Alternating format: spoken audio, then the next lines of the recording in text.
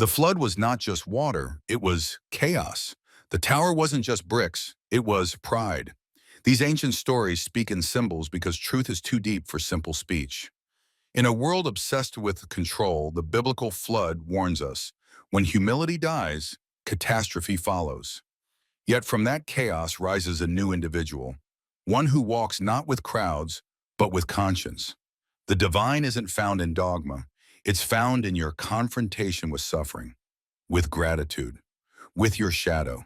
This is not mythology, it's phenomenology, and it's as relevant now as it was 3,000 years ago. Okay, let's just jump straight in. Sounds good. We're doing a deep dive today into some really ancient stories. Stories that can feel pretty foreign, like people directly encountering God. Right. Things that don't quite map onto our usual modern experience. Exactly. And the big question driving us is, what can these old narratives we're thinking specifically about the end of Noah's story, the Tower of Babel, the start of the Abrahamic stuff, what can they possibly tell us about our very real, very modern struggles? Finding meaning, dealing with chaos, that sort of thing. That's precisely the ground we're covering. This deep dive is built around a really fascinating lecture transcript that doesn't shy away from tackling these big questions head on. Okay. It takes these biblical narratives and weaves them together with insights from, well, psychology, philosophy, even neuroscience. Wow. Okay, so different fields coming together. Yeah, the idea is to look at what these seemingly disparate areas of human knowledge and experience might actually have in common, see where they overlap. Right.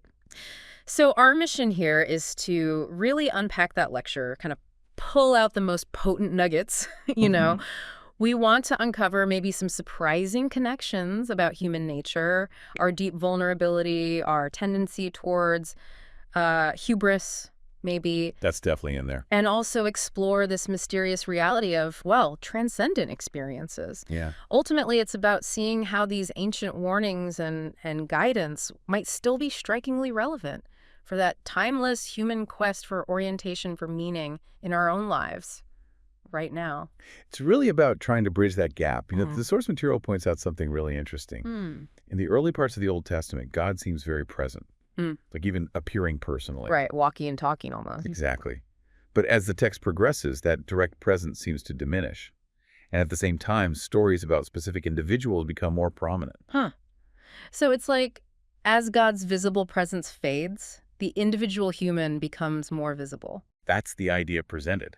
And this creates a significant hurdle for us modern readers. It absolutely does. I mean, for most of us today, the idea of a personal divine appearance, it's just not part of our daily reality. Not at all. And that's precisely why belief itself is such a central, often really complex question for modern people. Right. If God was just showing up regularly, belief wouldn't be the thing we wrestle with in quite the same way. Yeah, it would be knowledge, not faith.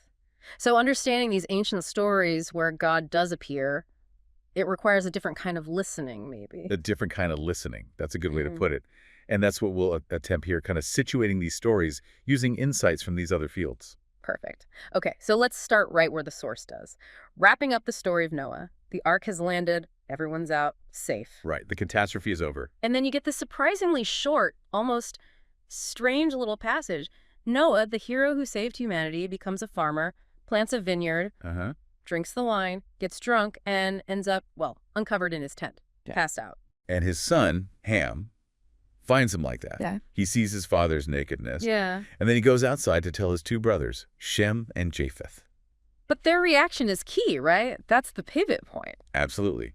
Shem and Japheth, they take a garment, lay it on their shoulders, and they walk backward into the tent. Backward, yeah. Without looking. Yeah. And cover their father respectfully. Total opposite of Ham. Right. And when Noah wakes up, finds out what happened, he curses Canaan, who's Ham's son. Essentially condemns him to servitude. Oof. But he blesses Shem and Japheth. So what's the interpretation here? What's the deeper meaning the source pulls out? Well, the interpretation offered is that seeing nakedness, whether it's your own or someone else's, it symbolizes becoming aware of vulnerability. Oh, vulnerability. And not just, physical vulnerability. Yeah.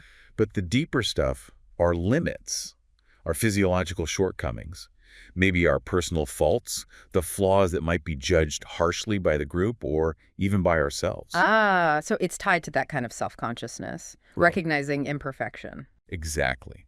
That moment of seeing the cracks, the insufficiencies. And Ham's act, which the text specifically calls inappropriate, that's seen as insufficient respect for his father. Yes, but the interpretation pushes it further. The father here isn't just the individual man, Noah. Okay. It's seen as disrespect towards the spirit of the father, which represents the cultural foundation, the inheritance, the structures, the wisdom, even the infrastructure passed down through generations. Wow, that's a big concept, the spirit of the father. It is. And there's a parallel drawn to a Mesopotamian creation myth where younger gods disrespect the father deity, Apsu, and it leads to chaos. So disrespecting the foundation has consequences. Huge consequences in the Noah story. For this disrespect, the consequence is slavery, servitude for Ham's line. It's contrasted directly with the strength and blessing gained by the respectful brothers Shem and Japheth. The idea being that how you handle the inherent vulnerability, the nakedness of this inherited spirit of the father, that's crucial. It determines your future strength, essentially. That feels incredibly resonant today, doesn't it? I mean, we live in a culture that's often intensely critical of tradition. Very much so. Constantly scrutinizing and exposing the weaknesses, the nakedness of our cultural inheritance, what some people call the patriarch of culture. And the source is really clear on this. Yeah. Criticism is absolutely necessary. That's not the issue. Okay. The point isn't to avoid critique. The purpose of good criticism is differentiation. Yeah. Separating the wheat from the chaff. Holding on to what's good, moving away from what's genuinely harmful or outdated. Right. The warning is against doing it carelessly, disrespectfully, just wanting to burn everything to the ground. That kind of attitude is seen as incredibly damaging. Because in a very real sense, you are a cultural construction. Is that the idea? You're inhabited, as the source puts it, by the spirit of the father. That's the concept. Yeah. So being purely disrespectful towards that foundation actually undermines the very structure that enables you to function, even to stand upright. You can't really survive naked and alone without that inherited structure. Yeah. It makes you think. Noah, despite getting drunk, he was still the one who built the ark, saved everyone. Exactly. His momentary failure, his flaw, wasn't necessarily justification for humiliating him for discarding everything he represented. And the analogy the source uses is powerful. We are all contained in an ark every single day. Yeah. The massive infrastructure, the legal systems, the accumulated knowledge, the cultural inheritance, all bequeathed by those who came before us. Forefathers, yeah. And this ark protects us from dangers we often don't even perceive, keeps the chaos at bay. So the lecture describes living in the West with all this incredibly complex, life-sustaining inherited structure without gratitude as being half-blind. Half-blind, because you're only seeing the flaws, not the foundation that supports you. Criticism needs to be tempered, the source argues. It needs to be accompanied by gratitude for what has been given, for what actually works, for the safety that the ark provides. Okay, so that connects the respect for the past, the foundation. What comes next? Babel. Yeah, and that leads us quite naturally from the dangers of disrespecting the foundation to the dangers of, building something that overreaches entirely. The next story the source unpacks is the Tower of Babel. Right. After Noah's descendants scattered, then the whole earth apparently spoke one language again. That's how the story goes. They journeyed east, found a plain, and decided with this unified purpose to make brick and build a city. And a tower. And a tower, crucially, whose top would reach unto heaven. Big ambitions.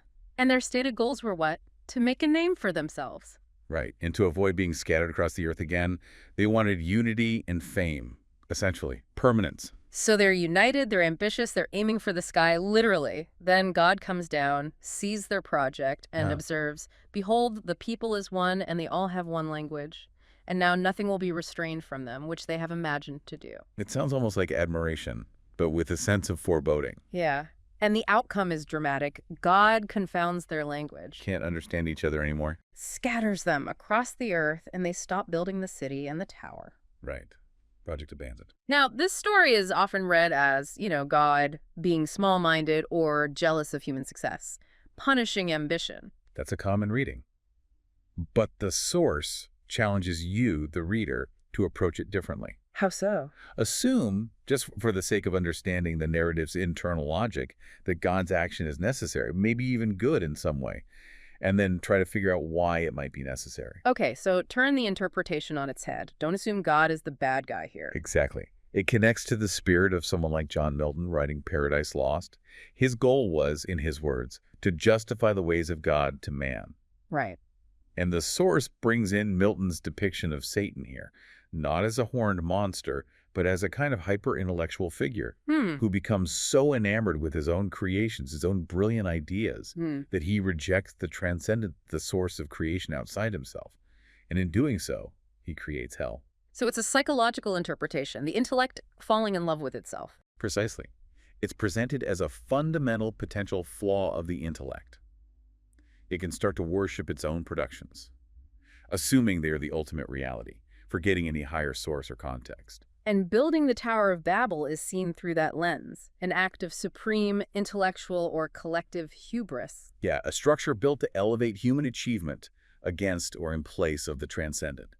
A monument to their own perceived greatness and unity, designed to make them immortal, essentially. Okay, I see the connection. And the source draws parallels to modern concepts. It does. One immediate link made is to the idea of too big to fail systems. Ah, like in the 2008 financial collapse discussion. Exactly. Systems that become so large, so interconnected, that their potential collapse is catastrophic. And it also ties into more general observations about how things tend to concentrate. Right. You see someone like Marx point this out, specifically with wealth under capitalism. But the source frames it as a broader natural law, sometimes called the Pareto principle or the Matthew principle. To those who have everything, more will be given. That's the one. It describes how outcomes or resources tend to concentrate, whether it's wealth, creative output, city size, whatever. And while there's always some churn at the very top, the principle suggests that systems that get too large, too concentrated under one structure, seem to become inherently unstable, prone to collapse. The tower is also linked to totalitarian utopian visions, right? Yes. The source brings up Dostoevsky's Notes from Underground, Oh, yeah. where Dostoevsky argues, quite provocatively, that perfect utopian comfort is actually anti-human, that people seem to crave or maybe need a degree of chaos, uncertainty, struggle. Interesting. So the perfect, unified, heaven-reaching city might actually be a kind of hell in itself. That's the implication drawn. Yeah. And the immense human cost and mayhem of the 20th century. The source presents those as, in part, tragic consequences of grand utopian social engineering schemes trying to build their own versions of the perfect tower. So the Babel story becomes this potent warning against that kind of hubris. And it suggests that systems need an appropriate scale. An appropriate scale. Exactly. The source uses the European Union as a potential modern example to illustrate the point. How so? The idea being, when you try to bring so much multiplicity, so many different peoples and cultures, under one single overarching unity, you risk creating a system where the top, the bureaucracy, becomes too distant, too blind to the needs and realities at the bottom. Too far removed from the citizens. Right. And that can lead to destabilization, a feeling of alienation, and then a pullback towards more manageable, more relatable identities. Like nationalism, for instance. So it's not just the danger from nature, like the flood story warns about. Right, that's the Noah danger. But there's also a danger from us, from human organizations themselves becoming too large, too unwieldy, too blind. And inevitably liable to fall apart or needing to be broken apart. Yeah. Interestingly, the source mentions that even the ancient Egyptian creation myth had deities representing the social structure itself as a potential threat. Really? Yeah, recognizing the inherent danger of human systems growing beyond a human scale, becoming oppressive or simply dysfunctional. Wow. Okay, so this all points towards humility, especially in social engineering. Definitely humility.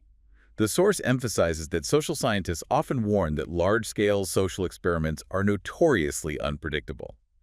They often have counterproductive, unintended consequences. Because systems are just too complex. Exactly. So the proper domain for change, the argument goes, is to stay within your sphere of competence.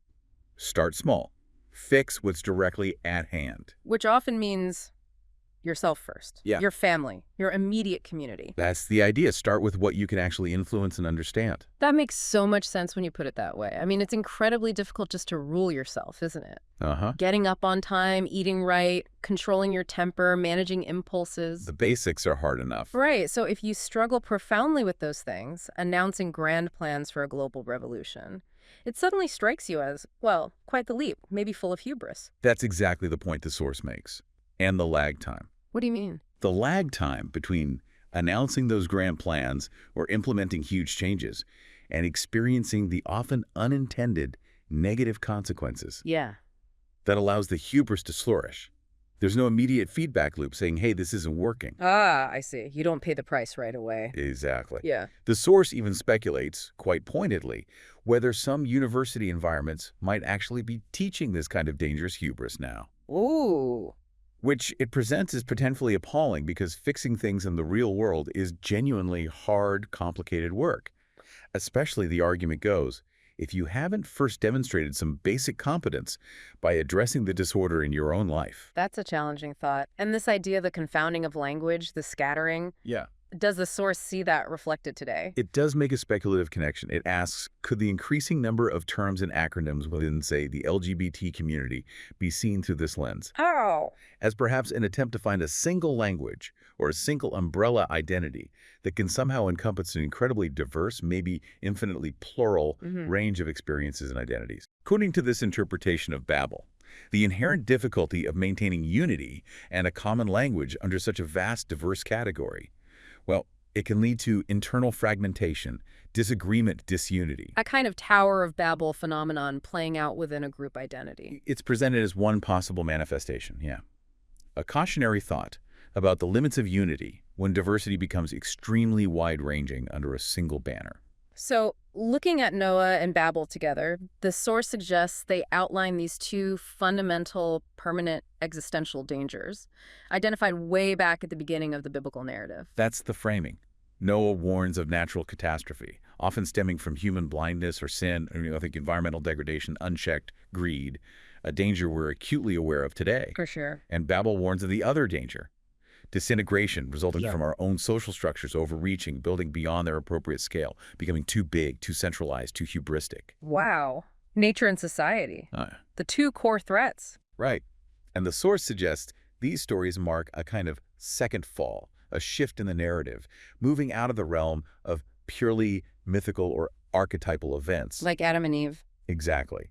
And moving into the beginnings of history, which is precisely where the Abrahamic stories pick up. Okay, so that's a significant transition in the biblical text itself. Huge transition. We move from these grand universal narratives, flood, tower, to stories about identifiable individuals. Abraham, Sarah, within recognizable tribes, doing specific things in specific places. It feels much closer to what we'd think of as a historical context. But these stories present a new kind of challenge for us today, maybe even more difficult than the earlier myths. How so? Well, God manifests himself to Abraham multiple times Right. as a voice, as a presence, apparently walking and talking with him. And this is just taken for granted within the text itself. It's presented as normal for that time and place. Which is exactly why it's so hard for many modern skeptical people to wrap their heads around. Right. As we mentioned earlier, for many of us, the whole point of belief or faith in God is precisely because God doesn't seem to make personal appearances in our lives. Yeah, it's about faith in the absence of that kind of direct, undeniable evidence. So the ancient context assumes divine appearance, while our modern context assumes divine absence, making belief the central issue. So it really begs the question, is a direct experience of God, or let's say something we might call a profound transcendent experience, is that actually possible for people today in the modern world? The source offers a qualified yes. It argues this isn't just some ancient phenomenon lost to time, but potentially a universal human capacity. Okay, a capacity. Yeah. But is there evidence for that beyond anecdote? Well, the source marshals quite a bit of evidence suggesting these states are real, not just, pathological or wishful thinking. Like what? Think about neurological examples first. Jill Bolt Taylor's famous story about her stroke. The brain scientist. Yeah.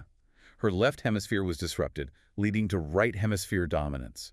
And she described this profound sense of divine unity, a dissolution of the ego, oceanic bliss, pure transcendent feeling. Wow. Then there are studies using things like the God helmet, attempting to induce mystical-type experiences through magnetic fields, and also the well-documented intense religious experiences, sometimes associated with temporal lobe epilepsy, Dostoevsky being a famous example. Okay, so neurological correlates. What else? And then there's the whole realm of psychedelics. Aldous Huxley's famous mescaline experience, described in The Doors of Perception. Right, seeing the world glowing with inner light. Filled with meaning, timelessness. And the source points out that early attempts to just dismiss psychedelics as merely inducing psychosis didn't really hold up. Schizophrenics, for instance, reacted very differently than expected. It also makes the point that many non-drugged routes think intense fasting, rhythmic dancing, long periods of isolation can also induce altered states of consciousness. Yeah. And these aren't necessarily seen as indicators of illness. They're part of many spiritual traditions. Okay. But the most compelling evidence cited comes from actual scientific research. Yes, specifically the empirical research done by Roland Griffiths and his team on psilocybin at Johns Hopkins. Really groundbreaking stuff. What did they find? Well, they found that a single psilocybin occasioned mystical experience. They had specific criteria for defining that was rated by participants, even a year or more later, as one of the single most important and meaningful experiences of their entire lives. Wow.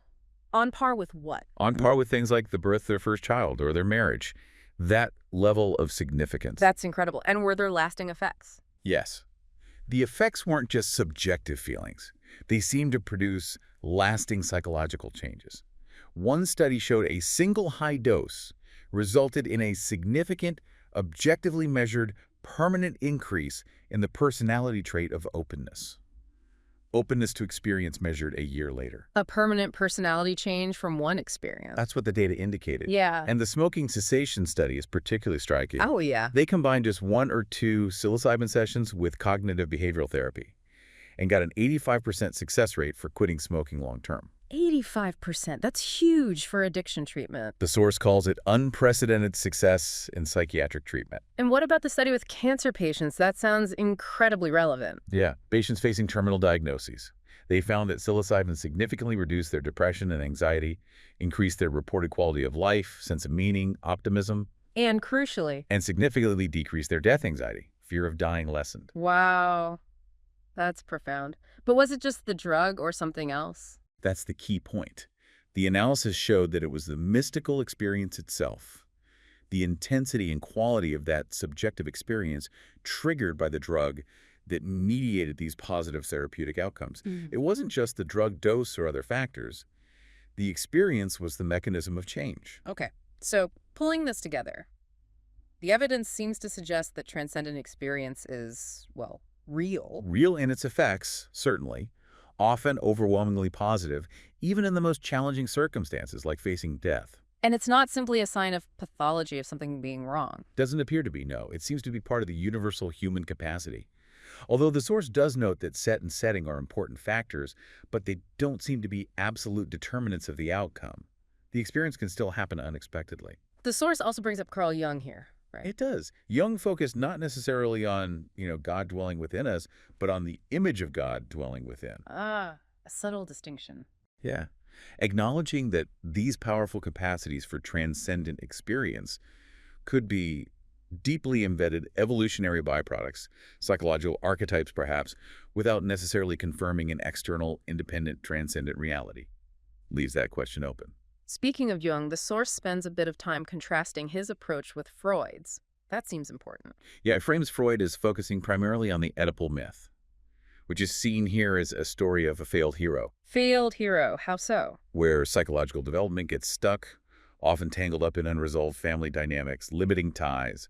The source points to the documentary Crumb as a really powerful, if disturbing, illustration of that kind of Freudian pathology, where people get trapped. Okay, so Freud is the failed hero, trapped. What about Jung, Jung, in contrast, focused on the myth of the successful hero. the one who makes it through? Right. The hero who breaks free from those limiting ties like stifling family patterns or societal expectations, who confronts chaos, often represented symbolically as a terrifying dragon. The dragon. Okay. And is fundamentally changed, ennobled by that struggle. Mm-hmm. By confronting and integrating the worst thing, the shadow, the chaos, the hero awakens latent positive potential, sometimes symbolized as rescuing or awakening the slumbering feminine, the potential for new life, new creativity. And this successful heroic quest, that's the core of Jungian therapy. Essentially, yes, helping the client embark on this kind of heroic journey within themselves, awakening that potential. How did Jung do that? Did he have specific methods? One key method discussed is active imagination. Active imagination. Yeah. It involves deliberately calling forth fantasies, images from the unconscious, but in a waking state, then entering into them like a drama, interacting with the figures. Jung called it dramatized thinking in pictorial form. So not just analyzing dreams, but actively engaging with imagination while awake. Exactly. He meticulously documented his own experiences with this in his private journals, the Black Books, which were later distilled into his famous, very visually striking Red Book. He regarded this process as the central source of his most important ideas and inspirations. And he saw these figures from imagination, not just as random thoughts. No, he viewed them as something more profound, as distillations of embodied, evolved, maybe even culturally transmitted behavioral patterns, deep structures of the psyche. Wow. And he believed that if you engaged with them seriously, dialogued with them, they could reveal fundamental truths about the structure of reality itself, or at least the structure of subjective experience. That's a powerful and maybe challenging idea. Heavy stuff. It is. And the source also touches on a relevant piece of Jungian advice, which feels cautionary, perhaps especially for those seeking profound experiences, maybe through psychedelics or other means. What's the advice? Beware of wisdom you did not earn. Beware of wisdom you did not earn. Yeah. It suggests there's a potential danger in gaining profound insights or experiences that haven't been integrated through the difficult earned struggle of actually living through challenges and growth. Unearned wisdom might be unstable or even misused. That makes sense, like getting the answers without doing the work. Something like that. Jung also identified a specific danger when exploring these deep realms of consciousness, particularly the collective unconscious. He termed it ego inflation. Ego inflation, like getting a big head. Kind of, but much more extreme. It's where the individual ego, your sense of I, mistakes itself for or equates itself with the vastness of generalized consciousness, Yeah. or maybe even with God, or the self-archetype.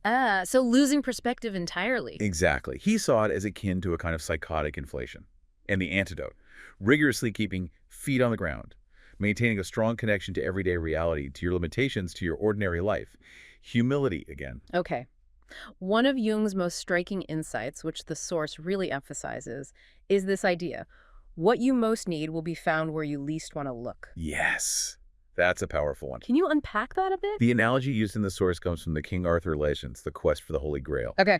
The knights need to find the Grail, this redemptive substance.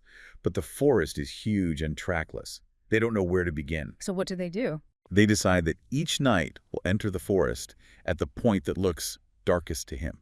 Darkest to him, meaning most forbidding, most frightening. Exactly. The place they individually feel the most resistance towards, the most aversion, the most fear. The idea is that the gateway to the necessary knowledge, to the redemptive substance you lack, is hidden precisely behind that which you fear, avoid, hold in contempt, or perhaps even find disgusting. Wow. So don't avoid the scary stuff. Go towards it. Because that's where the needed information is likely hidden. What you avoid controls you, in a sense. This connects to a question that came up discussed in the source about bad trips on psychedelics. Ah, yes. Could a bad trip, that experience of intense, overwhelming, personalized fear, could it essentially be an involuntary, maybe unprepared for, confrontation with your own shadow? That's the speculation presented. An encounter with everything chaotic, disordered, feared, and out of place within yourself, hitting you all at once. That sounds terrifying. It can be. And the source connects this, again speculatively, to that strange historical claim about the Ark of the Covenant, maybe containing something like Amanita muscaria mushrooms. Right, you mentioned that. And the strict requirement for purification before approaching the Ark. The interpretation offered is that this might reflect an ancient understanding, encountering profound revelation or the deep unconscious while you are in a disordered or impure state. That's dangerous. Why? Because you might primarily encounter the chaos within you. And if there's too much of it, or if you lack the necessary inner structure or guidance to navigate it, you could get overwhelmed, fragmented, maybe even trapped there. So preparation, purification, structure, they matter when dealing with the profound. It seems so, Yeah. according to this line of thought. Okay, so these ancient narratives, Jungian insights, they seem to be converging on some core ideas about human potential, our relationship with something larger, whether divine or transcendent. Right. And the source reiterates that point from Friedman about the biblical narrative documenting this sequential emergence of the individual human being as a potentially redemptive force. As God's direct presence recedes, human responsibility increases. That's the trajectory described. Abraham, for example, with all his recorded flaws. I mean, he lies, he schemes, he makes serious mistakes. He's definitely not perfect. Not at all. But he's nonetheless presented as a potential model of proper being, maybe. part of the Bible's ongoing experimentation, you could say, with different personality types that can actually function meaningfully, maybe even redemptively, in the world, despite their flaws. Which connects deeply to that quote from Cardinal Ratzinger, who later became Pope Benedict XVI, cited in the source. That sounds really important. It's a profound quote. He describes human existence itself as being defined by the inconclusiveness inherent in it. Inconclusiveness. Yeah, the way we constantly hit bounds, limits. We are finite, yet simultaneously we yearn for the unbounded. We feel limited, but long for more. Exactly. We are, in ourselves, insufficient. Yeah. And so, Ratzinger argues, we need to go outside himself and moving toward the entirely other and infinitely greater. How? How do we do that? By actively conceptualizing and striving for the highest good we can conceive. Setting our aim on something beyond our current state. So conceptualizing the good, that's the key act. It's presented as crucial. And this act of conceptualizing the good is inherently, the source argues, a form of judgment. Judgment. How so? Not judging others. Not necessarily judging others, but an internal process. To conceptualize good, you have to implicitly separate it from what is not good within yourself, within your experience. You differentiate. Ah, okay. So choosing good means recognizing and leaving behind the not good. Precisely. The source emphasizes this idea that the Redeemer and the Judge are often the same force, or two aspects of the same process. Movement towards the good, towards redemption, requires leaving the bad, the disordered, the inadequate behind. You have to make distinctions. And the source warns against a modern danger related to this, rejecting judgment. Yes. The danger of rejecting qualitative distinctions altogether. Rejecting judgment in the name of a kind of radical egalitarianism, often driven perhaps by a reluctance to hurt feelings or make anyone feel inferior. Don't say anything is better than anything else. Right. But if, as Ratzinger suggests, human beings are fundamentally insufficient in their current bounded condition, if we need to strive upward, then denying the very possibility of qualitative distinction, of saying this is better than that, this is higher, this is good, and that is not good, well, it removes the latter. It removes the very possibility of redemption or upward movement. So it risks trapping everyone where? In an equally unredeemed and miserable state, as the source puts it quite starkly, it argues it's a catastrophe to sacrifice the good for the sake of the equal. You level down, not up. That's a powerful critique. Ratzinger's idea about experiencing beauty involving thankfulness, how does that fit? He suggests that when we truly experience beauty or goodness or life itself, there's often a feeling of thankfulness, a sense of being blessed that points beyond ourselves. To a source, perhaps. And there's also a discussion about the role of awe. Yeah, the source touches on research into the emotion of awe. It notes the potential physiological roots, that feeling of your hair standing on end, the piloerection response. Goosebumps. Right, possibly linked way back to the primal instinct of reacting to a metapredator, something vast, powerful, dangerous outside yourself. Okay, but how does that become awe? In humans, this primal response seems to have transformed into a complex emotional and cognitive experience, an experience that often shows us something that you still need to know. It confronts us with the limits of our current understanding. So awe can be informative. Potentially. It's suggested that awe might act as a kind of lubricant in difficult dialogues. Yeah, like in dialogues between, say, dogmatic and mystical perspectives, or across deep political divides. Because the experience of awe can reveal the limitations in your own presuppositions, your own framework. When you're confronted with something larger, more complex, or fundamentally different than your current view allows for, it induces humility. Humility again, that keeps coming up. Okay, so all these themes, confronting chaos, striving for good, the individual's role, orientation, awe, humility, they naturally lead us towards practical application, right? How does this translate into something like psychotherapy? Exactly. The source frames psychotherapy itself as a kind of guided journey, a meta-heroic journey, you could say. Meta-heroic journey, I like that. Where the client is helped to confront their own inner chaos, their own dragons, and the obstacles holding them back from a better future. And what's the most essential tool for the clinician, the therapist, in this journey? Listening. Deep listening. That's highlighted as the core insight, often attributed to Carl Rogers. Really hearing the client. Okay, and the overall goal, the meta scheme, is to orient both the client and the clinician towards the good, which means practically helping the client articulate and conceptualize what a genuinely better future would actually look like for them. So defining their own good? Yes. What's their star? What are they aiming for? You need a destination before you can navigate. Right.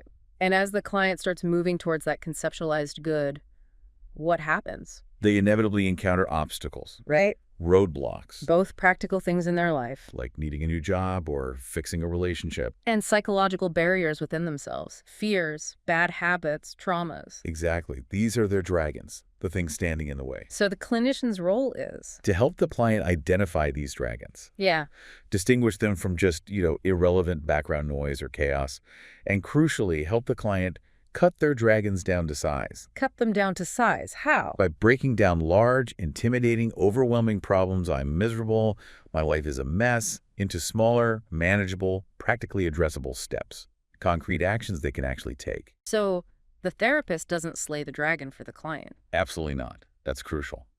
The clinician guides the person through the process of figuring out how they can tackle it themselves, primarily through careful listening, asking the right questions, helping them strategize, helping them find their own path forward. Okay.